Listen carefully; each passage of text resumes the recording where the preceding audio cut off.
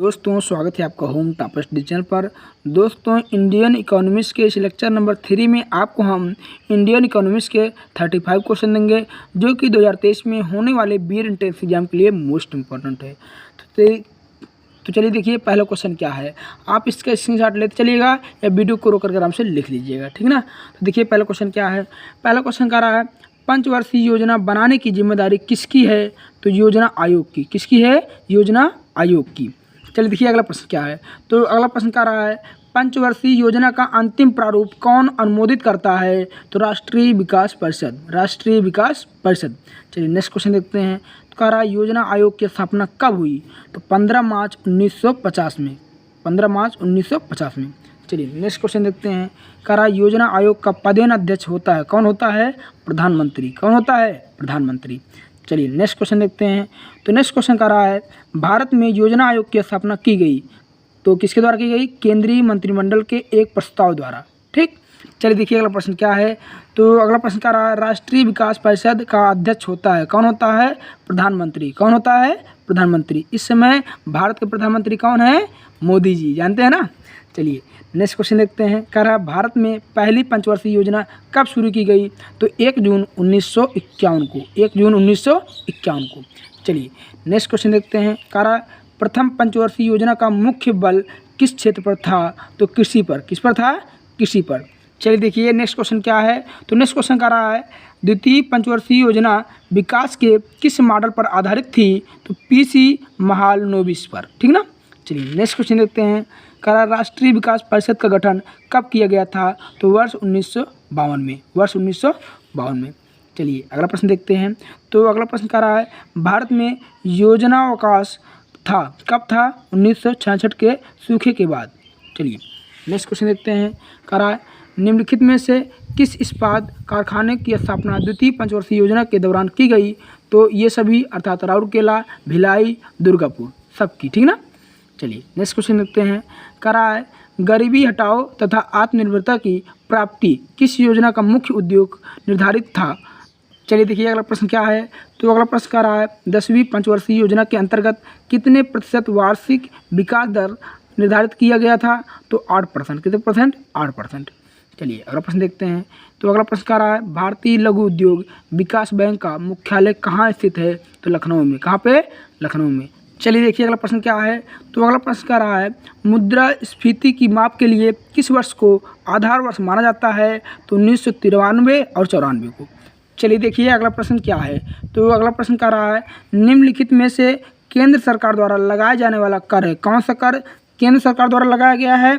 तो सीमा शुल्क, आयकर, निगम कर, तीनों है अर्थात ऑप्शन नंबर डी ये सभी, ठीक। चलिए नेक्स्ट क्वेश्चन देखते हैं। कारण निम्नलिखित में से अप्रत्यक्ष कर है। कौन सा अप्रत्यक्ष कर है। तो उत्पादन शुल्क, सीमा शुल्क और तट कर, ये तीनों है अर्थात ऑप्शन नंबर डी, ठीक ना, ये सभी। चलिए अगला प्रश्न देखते हैं। कह रहा है रेखा समिति का संबंध है किससे है। अप्रत्यक्ष कर से। चलिए अगला प्रश्न देखते हैं। कह रहा है बिक्री कर किसकी आय का महत्वपूर्ण भाग है। तो राज्य सरकार का। किसका? राज्य सरकार का। चलिए अगला प्रश्न देखते हैं। कह रहा भारत को अधिकतम कर आय प्राप्त होता है किससे होता है। उत्पाद शुल्क से। उत्पाद शुल्क से। चलिए देखिए नेक्स्ट क्वेश्चन क्या है। तो नेक्स्ट क्वेश्चन कह रहा है निम्नलिखित प्रत्यक्ष करों में से किस कर से सरकार को अधिकतम आय की प्राप्ति होती है। तो आय कर से। किससे? आय कर से। तो चलिए देखिए अगला प्रश्न क्या है। तो अगला प्रश्न कह रहा है राजा चलाया समिति का संबंध है किससे है। कर सुधारों से। कर सुधारों से। चलिए अगला प्रश्न देखते हैं।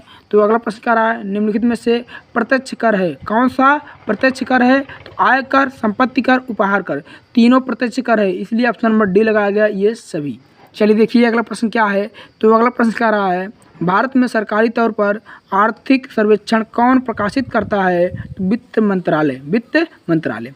चलिए नेक्स्ट क्वेश्चन देखते हैं। कह रहा BAT किस प्रकार का कर है। तो प्रत्यक्ष कर है। कौन सा कर है? प्रत्यक्ष कर है। चलिए नेक्स्ट क्वेश्चन देखते हैं। कह रहा है भारत में वैट कब से लागू हुआ।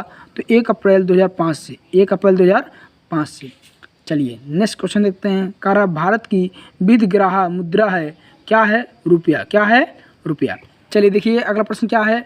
तो अगला प्रश्न कह रहा है सरकार द्वारा पुरानी मुद्रा को समाप्त कर नई मुद्रा चलाना क्या कहलाता है। तो विमुद्रीकरण कहलाता है, ठीक ना।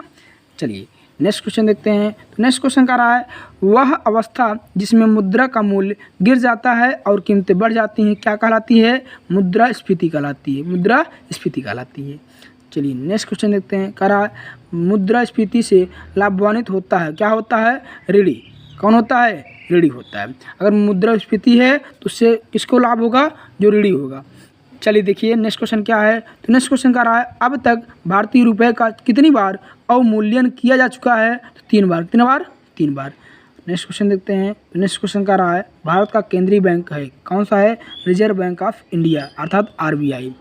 चलिए नेक्स्ट क्वेश्चन देखते हैं। तो नेक्स्ट क्वेश्चन कह रहा है भारतीय रिजर्व बैंक की स्थापना कब की गई? तो 1 अप्रैल 1935 में। ठीक। चलिए अब इस वीडियो का लास्ट क्वेश्चन देखते हैं। तो लास्ट क्वेश्चन कह रहा है निम्नलिखित में से किस बैंक में कोई व्यक्ति अपना खाता नहीं खोल सकता? भारतीय रिजर्व बैंक में। भारतीय रिजर्व बैंक में। चलिए आप इसका स्क्रीनशॉट ले लीजिए, ठीक ना। यदि अभी तक आप हमारे चैनल को सब्सक्राइब नहीं किए हैं तो सब्सक्राइब कर लीजिए और बेल आइकन को ऑन कर रखिएगा जिससे हमारा प्रत्येक वीडियो आपके पास सबसे पहले पहुंचे। वीडियो को लाइक कर दीजिएगा, शेयर कर दीजिएगा। ठीक। वीडियो कैसा था इसको आप कमेंट बॉक्स में कमेंट करके जरूर बताइएगा। Thanks for watching my videos.